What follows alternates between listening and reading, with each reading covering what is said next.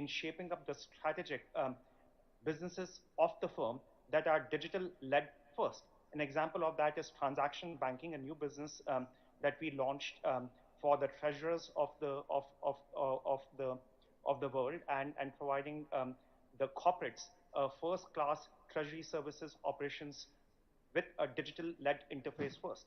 The same is the case with our new consumer bank, Marcus, where we don't have any branch offices, we don't have any ATMs, yet we now have over $100 billion of deposits from clients across UK and US because it's a digital-led consumer business first.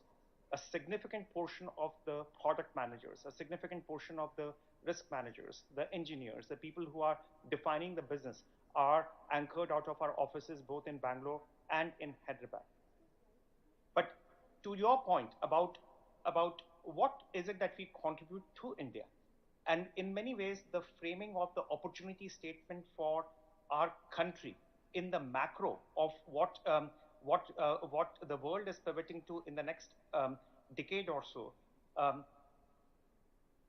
I took the liberty of putting a few slides to share with my fellow colleagues on what is the framing of that opportunity across the different sectors. So Casey, if you don't mind just putting it up on the screen there.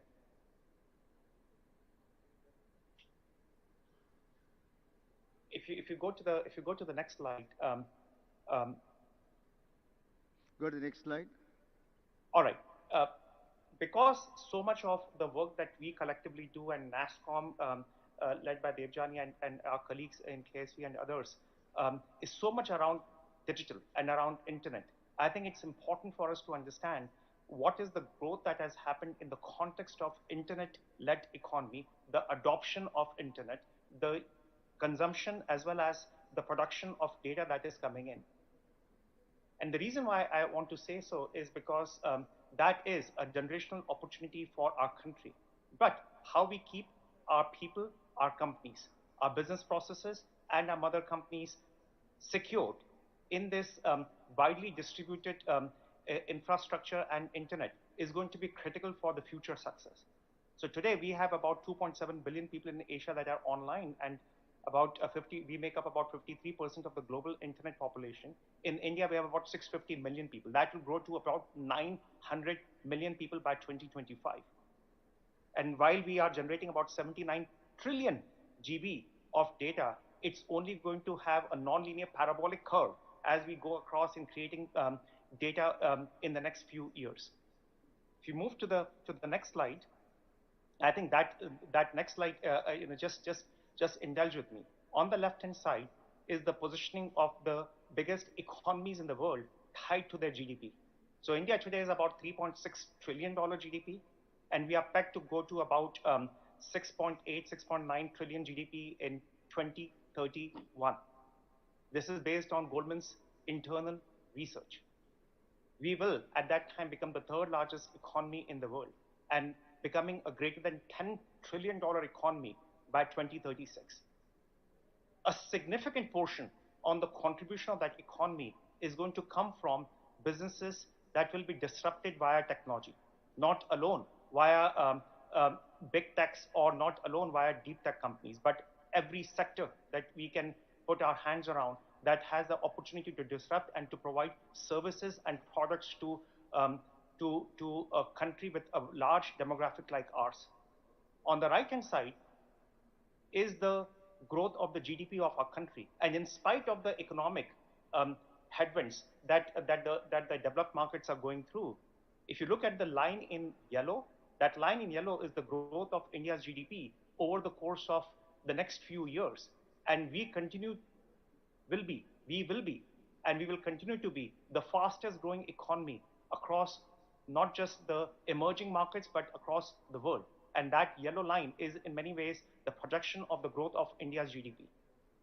If you go to the next slide,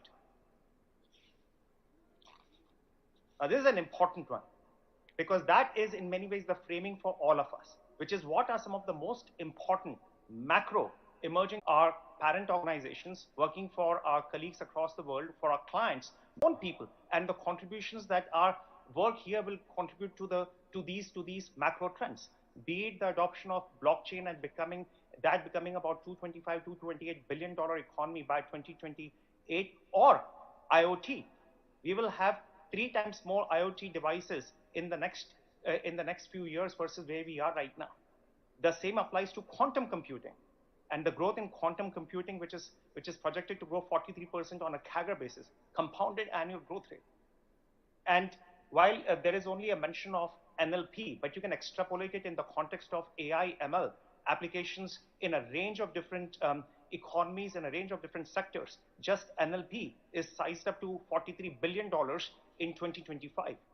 Now, peg that against the contribution that we GCCs are collectively making, which is 1% of India's GDP, about 35 billion-ish on an annualized basis. So the opportunity to lift the lid, the opportunity to lift the awareness of what we can collectively contribute to the economy, not just for the organizations that we work for, but in our collective contribution to our country with the talent that we have and with the awareness and the context in which you're operating in, is massive. And if I may just close with one last slide, and that is, I think, a statement. If you just move to the next slide, KSV. This is in some ways our North Star. And our North Star is less to be measured in billions. It is in hundreds of trillions, tens of trillions of dollars of opportunity in the next couple of decades that will shape the world, that will see an infusion in the capital market activities to the most important imperatives, certainly of our generation and next. Be it ESG, which will see an infusion of about $100 to $150 trillion coming in the next 3 decades, or Web 3.0, which will see an economy exploding to about $8 trillion in the next decade, and the contributions that we continue to have an opportunity to make in fintech, in edtech, in health tech, in deep tech. The list just goes on. And therefore, what we do in working with the universities, what is it that we do in grooming our people with that boldness, with that awareness, is in many ways going to be the unlocking factor for many of us. And in perhaps to conclude it, that's the bold vision that is in many ways needed in the seats that we are in to unlock that opportunity. I know I took a long answer to the question that you asked, Debjani, but the framing was essential to lift the lid on that thinking. Debjani, if I actually may add something to that last slide, and especially for our audience, that slide's coming from Goldman. I'm sitting here in an auto company because exactly those keywords are moving the auto industry as well, right? ESG is moving the auto industry. Health is moving the auto industry. Deep tech is moving the auto industry. And for all you know in the audience, if you have people from any other space as well, they'd be probably toying with the same keyword. So there's actually a melting pot of technologies that India is providing, I think, which is another part of answer, if I may extend what Gunjan just mentioned. No, absolutely. And I think the lines are blurring between, the auto industry and the health industry and the entertainment industry. And very soon we have to figure out new terminologies, frankly, because I think the silos are not going to work anymore, given that we are pretty much creating solutions that provides end-to-end convenience and benefits to the user. Nobody wants to be left out. So, it's a fantastic journey, and both of you, thank you for sharing your perspectives. Kesvi, I hope that answers your question in terms of what is the opportunity that we see in terms of both contributing to the charter of the mothership companies and also contributing to the India development story. Back to you, Kesvi. Yeah, that is interesting. What we are now saying, Debjani, KSV, we can't hear you. I'm saying we talked about the grand opportunity that is available outside. It will also be good to understand from each one of you, what are some of the... we can't hear you, KSV. Get a check done, please. Because I know you're going to be asking us questions, and it's going to be a problem if we can't hear. Okay, we are able to hear you. Perhaps you continue the conversation while we stitch the back end up here.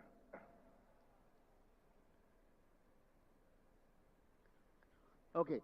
In the meantime, any question audience got the earlier thing. Essentially, what they're saying is there's a huge opportunity be unearthed, whether in terms of future technology that is coming in, future opportunity in terms of ESG and other aspects that's coming in. It also requires we need to scale. I wouldn't say scale down. Let go. Perhaps our behavior, our attitude, anything that's required to garner the larger opportunities available outside. That's the message we're hearing outside. Let's see if the sound system gets up to try it out.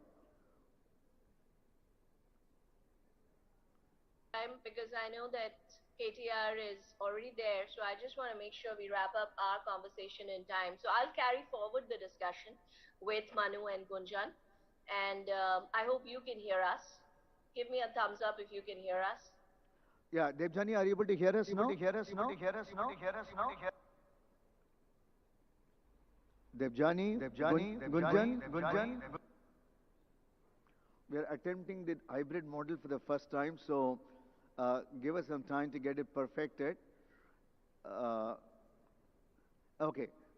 Debjani, the second question to ask is, for us to achieve that bigness of thing, what the leaders have put across, what are some of the adjustments, perhaps not incremental, exponential changes that is required at the GCC's end to achieve that goal that we have had?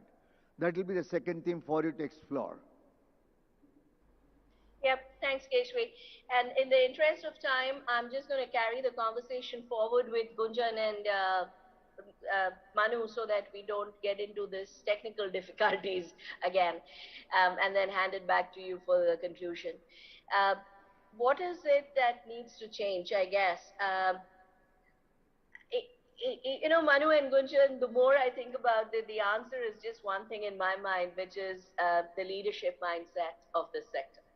Honestly, while we have seen tremendous evolution in the leadership mindset, but I still don't think we project ourselves in a way that is needed. If our CEOs are saying that this is not just the future of the company, but this is where our future leaders, global leaders, are going to come from, I'm not sure that we today as a community are giving that confidence and projecting that back. And I think that is the one thing that needs to change, but would love to hear more from you guys. And what do you think? Start with you, Manu. No, can't agree more on that leadership topic. Actually, we've been referring to that quite a lot, and we've been noticing, you know, how leadership can make a difference.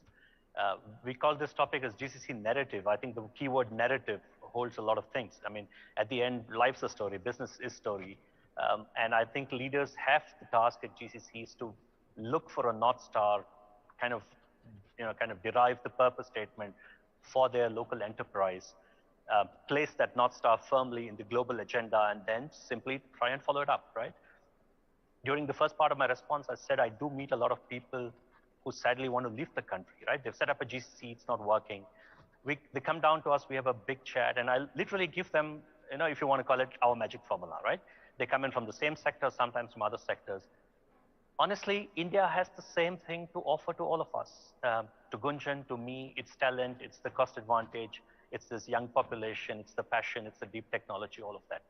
How you put together that story under your roof, for your counterpart, for your headquarters, in your work culture, you know, that is making the difference right now to an American company, to a British company, to a German company in this case, or a French story, whatever else that we want to see. And I think that is something that we want, I certainly want as part of Nasscom ER&D, our leaders to actually go back and analyze a little bit. What is their story? What's their North Star? How are they placing it firmly in headquarters? And how are they putting together the equation in India towards that purpose? I think this is going to make a huge difference. This is what we work on constantly, right? I'll keep it short. I'll hand it over to Gunjan because of time. Yeah, thanks, Manu. I think you both captured the essence of lifting the lid for the organization through the expression that the leader provides and the boldness of that vision. And you know, Debjani, you mentioned that KTR is there. I want to give an example, highlighting highlighting one of the things that we did during the pandemic with a lot of support coming from KTR, Jayesh, and their team.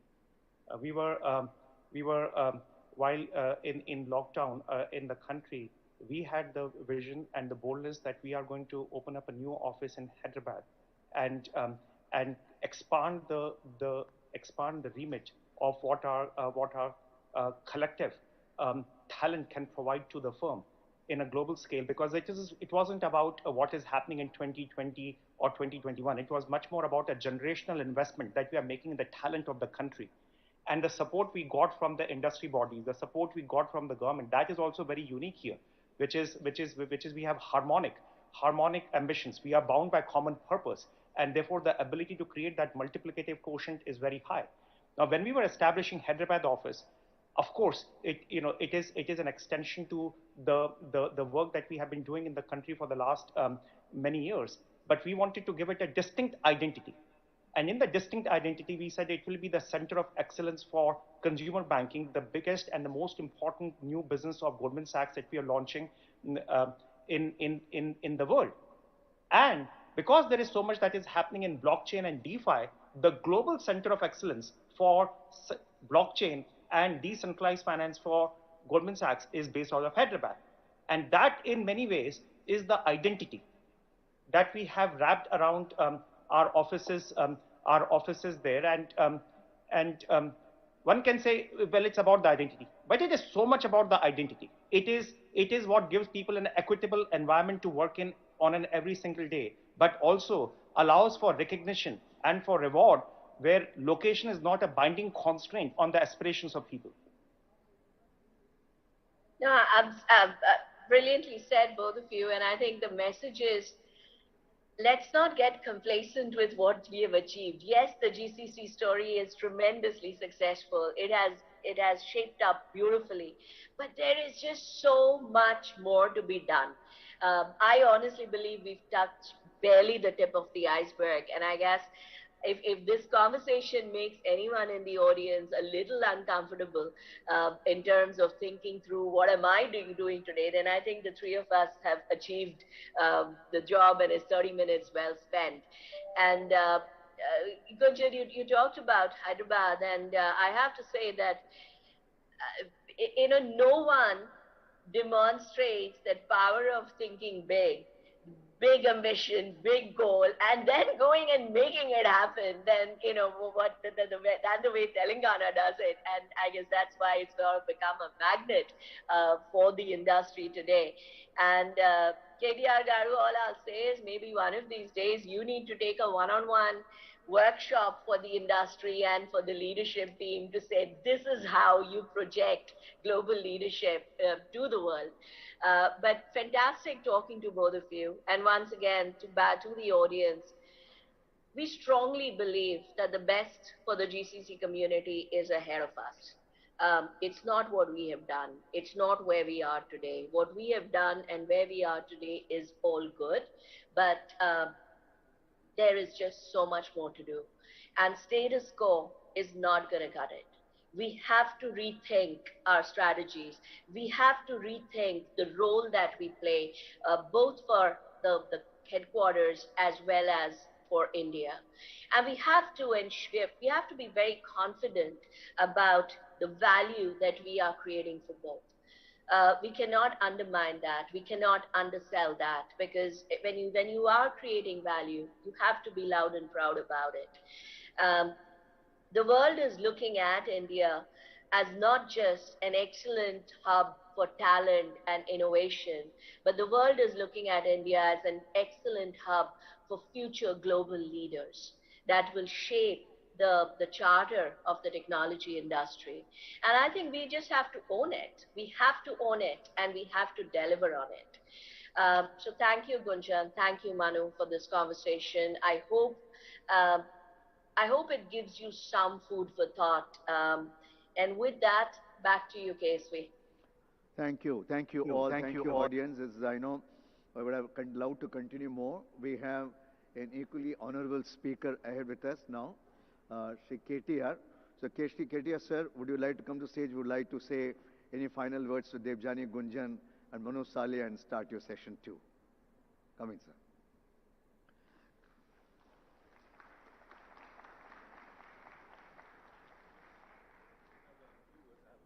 Lots of words. I was just telling KSV that I don't have a few words, I have a lot of words. So I think I have a fully loaded speech that I wanted to deliver. Thank you, KSV Garu. Thank you, Debjani. Thank you to the entire team of Nasscom. Thank you, Gunjan, for those kind words. Thank you, Manu. Thanks also to my Principal Secretary, Jayesh Ranjan Garu, and our Honorable MP from Chevilla, Sri Ranjit Reddy Garu. To all the delegates who are participating in this event of Nasscom's GCC Conclave, I welcome you all to Hyderabad. I hope you have a great day of deliberations and a great day of discussions. In the Indian landscape, I think there's more than 1,500 GCCs already, with more than 2,500 plus established centers across multiple metros in India. Out of these 1,500 GCCs, 150 plus have set up operations in 2020 and 2021, during the pandemic, in fact, the last 2 years. So nearly about 10% have actually come up in the last 2 years, and that goes to show you that while pandemic was raging, so was the growth of GCCs in India. 65% of the GCCs that are set up in India are headquartered in the Americas, specifically the US, followed by UK and European Union. The key levers of growth for the GCC market are, of course, availability of talent, I think, which is what India has in abundance, in the digital and emerging space, the innovation ecosystem, infrastructure and livability, which is, of course, something that every government in India is constantly working on. And most importantly, I think, able and stable governance, which does matter at the end of the day. The Telangana government, the local state government here, has established centers of excellence in coordination with various industry players, academic institutions, and research organizations for creating the necessary talent pool. Hyderabad is home to T-Hub, which is the world's largest incubator and innovation engine.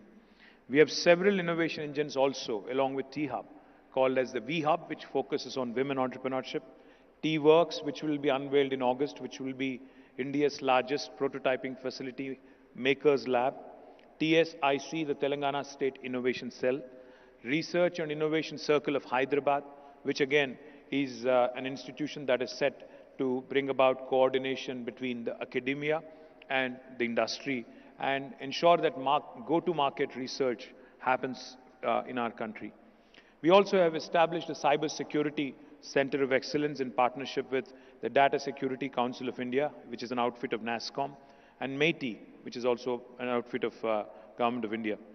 We have a special wing in Telangana under our IT department called the Emerging Technologies Wing, which focuses on developing an ecosystem around the various technologies, including AI, ML, blockchain, cloud computing, data sciences, robotics, drone, additive manufacturing, by enabling adoption of these technologies across various departments, both public and private partnership, in a public and private partnership, so that we can create not only employment opportunities, but also ensure that the most talented resources are given the right kind of opportunity.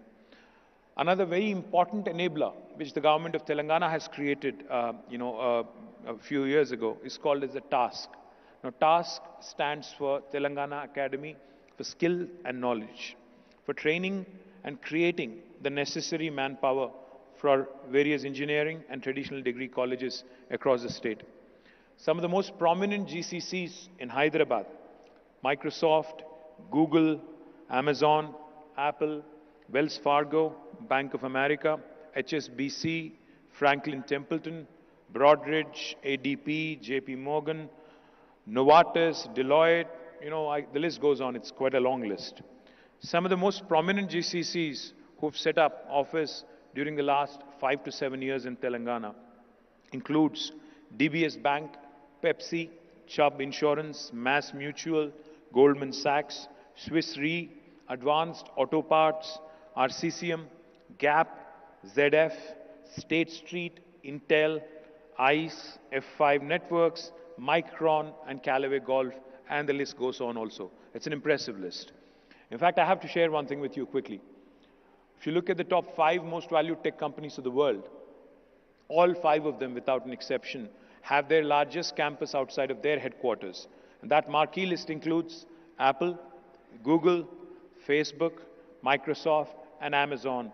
All 5 of them have their largest campus in Hyderabad, in Telangana. And most importantly, Amazon's largest campus in the world is not in Seattle. It is actually in Hyderabad. Let me also add, Uber, Salesforce, Micron, Qualcomm, all of their second largest centers in the world are also in Hyderabad.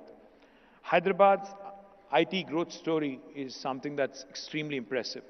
Last year, in the middle of the pandemic, when the national average IT export growth was about 17%, Hyderabad had clocked a 26% growth.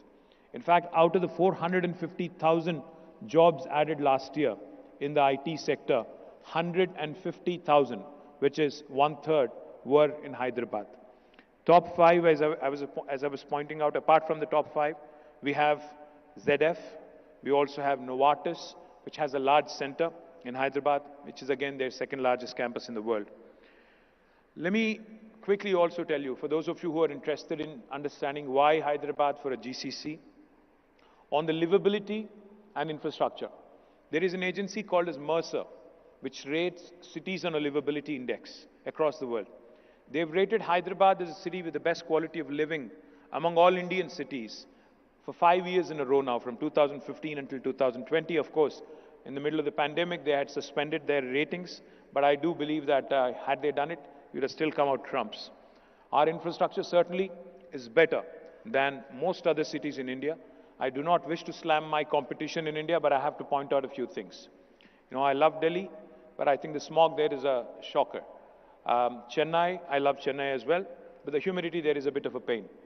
Bangalore, can't say anything, but you know, the traffic there is hugely, hugely disappointing. We all know that. Those of us who have traveled to Bangalore, once you get off the airport, you don't know when you're going to reach the office or when you're going to miss your flight.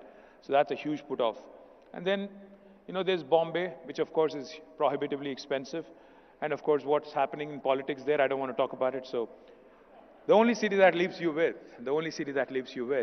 with a stable government and an able leader and with the best quality of infrastructure, is Hyderabad. And more importantly, the government here is focused on building more and more infrastructure. Because if you think about it, the fact is, while what Mahatma Gandhi may have said about 75 years ago is still true, that India lives in its villages, India is actually run by its cities and towns. Because they are the economic engines that drive the growth of this nation. All the statistics that Gunjan was talking about, you know, the 3rd largest economy by 2031 and all that, that GDP and GSDP is actually going to come from our cities and towns, majority of that. The fact is, in the last 75 years, governments really have not paid a lot of attention to urban infrastructure. It is crumbling because we're not able to keep pace with the kind of rapid urbanization and suburbanization that has been happening. But we in Hyderabad have actually focused on improving urban infrastructure.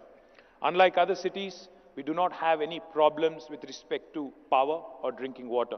We are not one of those cities where you'll have to ferry water, drinking water in railway tankers.